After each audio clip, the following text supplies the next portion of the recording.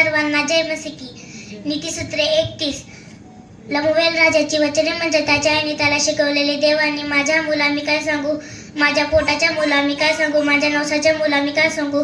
तू आपले वीर्य स्त्रियास देऊ नको, आपले मन राजाचा नाश करणाऱ्यांना वंश होऊ देऊ नको। हे लमुवेला द्राक्षरस पिणारे राजा शोभत नाही, राजास ते नाही शोभत। मध्ये कुठे असे विचार सरदारा शोभत नाही, तेथे प्यारेल तर धर्मशास्त्र विसरून पिडलेल्यांना न्याय विपरीत करतील।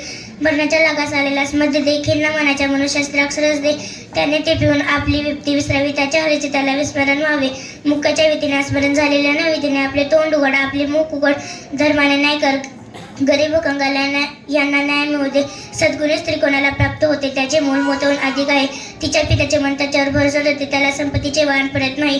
ती अमरण त्याचे हित करते, अहित करत नाही। ती लवकर वर खटपटीने मिळते आणि आनंदाने आपल्या हाताने काम करते। ती व्यापारी गलबतासारखी आहे, ती आपली अन्नसामग्री दुरून आणते। रात्र सरली नाही तूच ती उठून कुटुंबाच्या अन्नसामग्रीची व्यवस्था करते आणि आपल्या दासीस त्यांचा अन्नाचा वाटा देते। शेताची चौकशी करून तेच ती विकत घेते। ती आपल्या हाताच्या कमाईने द्राक्षाचा मळा लावते, ती बलरूपट्टीने आपली कंबर बांधते, ती आपले बाहू नेट्याने कामाला लागते। आपला उद्योग फायदेशीर आहे हे तिला कळते, तिचा दिवा रात्रच मालवत नाही। ती चाती आपल्या हाती घेते, ती चारकी हाताने धरते।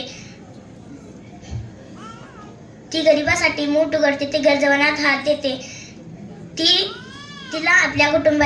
तिला आपल्या कुटुंबासाठी बर्फाचे भय वाटत नाही, कारण तिचे सर्व कुटुंब किरमिजपणात पांघरलेले असते। ती आपणासाठी वेलबुटीदार पलंगपोस करते, तिचे वस्त्र तरुण तागाचे व जांभळे आहे। तिचा पती वेशी देशाचा वडील मंडळीत बसला असता तेव्हाच ओळखता येते। ती तागाचे वस्त्र करून विकते, व्यापाऱ्यास कमरबंद विकत देते। बल व प्रताप हीच तिचे वस्त्रे आहे। ती पुढील काळाविषयी निश्चित राहते, तिच्या तोंडातून शुभ्रतेचे बोल निघतात, तिच्या जीवेच्या ठाई तिची दयेचे शिक्षण असते। ती आपल्या कुटुंबाच्या आचार विचाराकडे लक्ष देते, ती आळशी बसून अन्न खात नाही।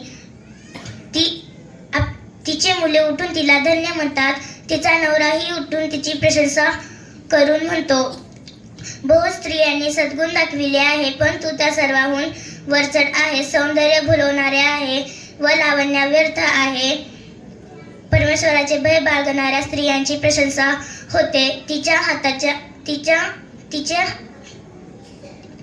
हाताचे संपल तिला लाभू द्या, तिच्या कृत्येने भर वेशीत तिची प्रशंसा हो। जय मसिकी।